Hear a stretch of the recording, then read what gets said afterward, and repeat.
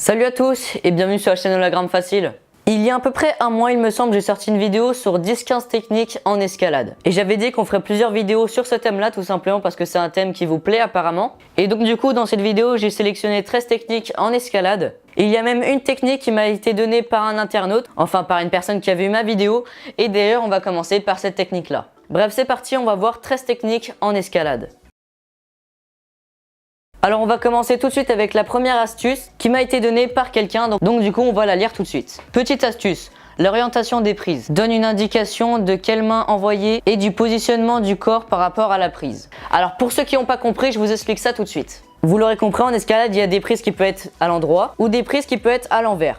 On appelle ça des inversés. Cette prise peut être plus ou moins bonne et selon l'orientation, il va falloir orienter son corps. Donc par exemple, si on a une inversée qui est comme ça, il va falloir se pencher comme ça sur le côté pour pas tout simplement tomber. C'est à peu près la même chose quand on est debout et qu'on essaie de s'équilibrer et qu'on est sur un pied, et bah forcément avec ses bras on essaye de s'équilibrer. C'est exactement la même chose sauf qu'on oriente son corps. Donc voilà, vous l'aurez compris, selon l'orientation des prises, il va falloir orienter son corps et ses mains. Donc voilà, ça c'est la première technique. Si vous avez des questions, c'est dans les commentaires.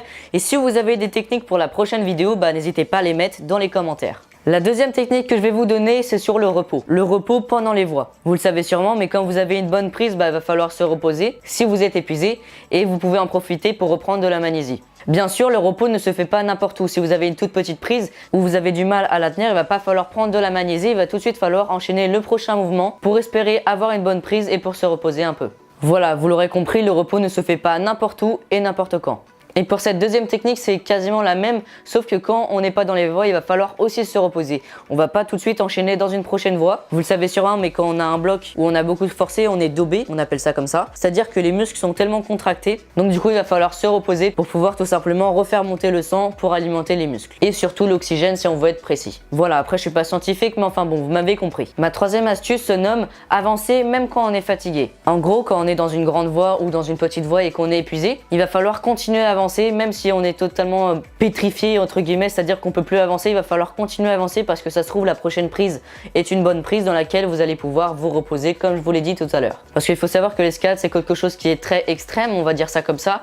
Il va falloir forcer, se soulever, donc du coup il va falloir continuer à avancer, s'accrocher aux prises pour aller jusqu'en haut. Même quand vous êtes épuisé et que vous avez envie de rester là où vous êtes. Parce que forcément l'escalade c'est compliqué et si vous êtes un tout petit peu épuisé et que vous sautez, eh bien vous allez jamais y arriver. Ma technique numéro 5 qui est très importante et dans laquelle il va falloir s'habituer, c'est la chute. Forcément c'est quelque chose dans laquelle on a très peur, surtout en falaise. Tout simplement parce qu'en falaise c'est très haut et si on tombe, bah vous en doutez, bah ça fait peur. Sauf pour certains. Certains ont plus peur, certains ont moins peur, mais il va falloir s'habituer. Et tout simplement la chose qu'il faut savoir, c'est qu'il faut pas avoir peur de la chute. Voilà, c'est simple dit comme ça, mais c'est pas si facile que ça. Par exemple en escalade et quand on clippe une dégaine et malheureusement on tombe avant avec tout le moule de corde dans la main, et bah forcément ça fait un peu peur mais il va falloir s'habituer. Pour cela par exemple quand vous arrivez tout en haut de la voie, et bah vous pouvez sauter, ça va vous habituer à la chute. Voilà, ce qu'il faut se dire c'est que le matériel d'escalade est conçu pour la chute et qui est très solide, donc du coup il faut pas avoir peur. Voilà, il existe des techniques pour pouvoir plus avoir peur de la chute et je vous conseille de regarder quelques techniques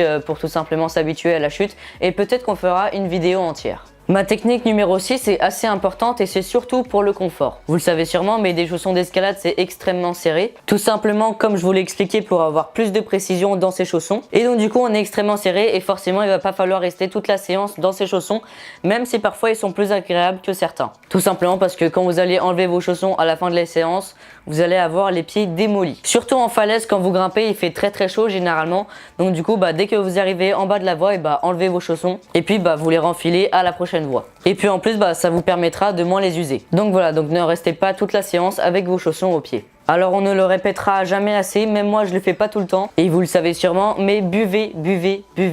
C'est très important surtout en falaise tout simplement parce qu'il fait très chaud. Petite expérience, ne buvez pas pendant une séance et pendant une autre séance, et bah hydratez-vous bien. Vous allez voir qu'il y aura une vraie différence. Tout simplement parce que je sais plus mais j'ai vu des graphiques et si on ne but pas pendant une heure, il me semble, on perd à peu près 20% de ses capacités musculaires. C'est un truc dans le genre mais bien sûr les chiffres je les connais pas par cœur. La 8e astuce est lisez les voies et brosser les prises avant de s'y lancer. Tout simplement lire les voies, on a déjà fait une vidéo qui s'affiche juste ici. Et vous allez voir, c'est très important, ça va vous permettre de vous imaginer dans la voie et de mémoriser ça de votre petite tête. Enfin bref, ça va vous permettre de vous imaginer et de connaître les mouvements quand vous serez dans le bloc. Ça va vous permettre de ne pas perdre du temps et de savoir tous les mouvements à l'avance. Et puis ensuite, brosser les prises. Vous le savez sûrement et vous l'avez déjà vu, mais tout le monde brosse les prises. Pourquoi? Tout simplement parce que à force de mettre les mains sur les prises, tout simplement, elles vont être sales et remplies de magnésie. Et tout simplement, pour qu'il y ait une meilleure accroche, et on va venir brosser les prises pour qu'elles soient plus propres. Donc voilà, donc lisez les voies et surtout brossez les prises. Ma 9e astuce, et qui est très importante mais qui prend beaucoup de temps à s'y habituer,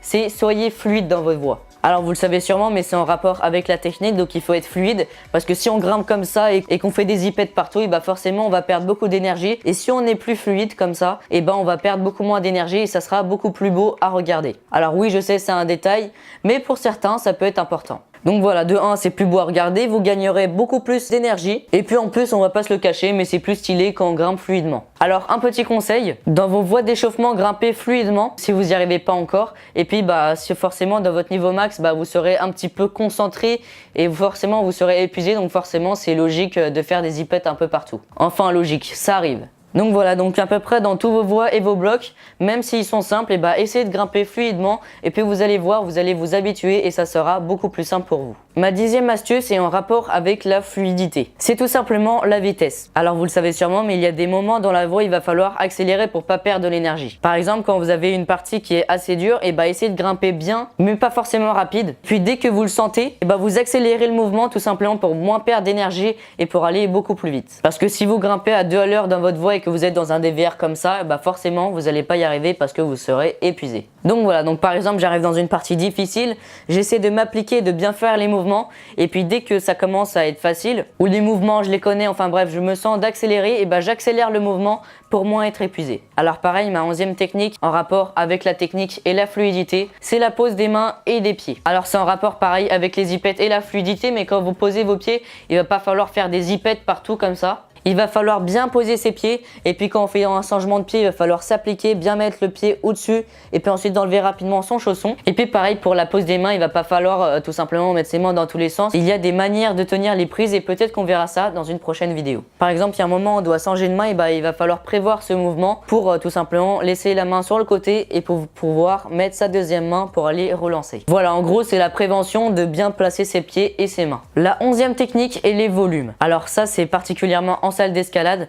mais en falaise c'est à peu près la même chose. Vous le savez sûrement, mais les volumes, et je parle seulement des volumes qui sont par exemple gris ou marron, et pas celles qui sont rouges qui appartiennent au bloc ou à la voie. Je parle seulement des volumes gris et marron, dans laquelle il va falloir les utiliser. Parfois quand on est dans un bloc, on a tendance à prendre seulement les prises, mais il faut falloir qu'on a beaucoup plus de possibilités. On a les pieds en adhérence, on a les volumes qui sont là parfois pour nous aider. Les volumes ils sont là pour donner une forme par exemple au mur. Donc voilà, on a beaucoup de possibilités, on n'a pas que les prises qui sont installées. Donc voilà, les volumes c'est très important.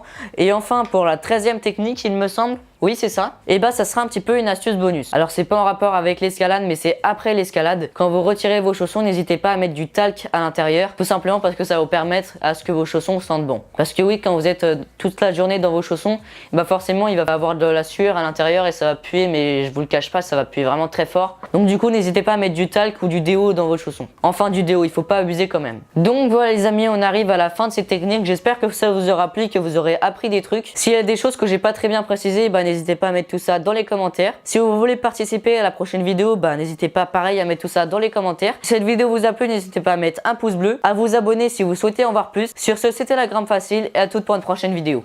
Salut!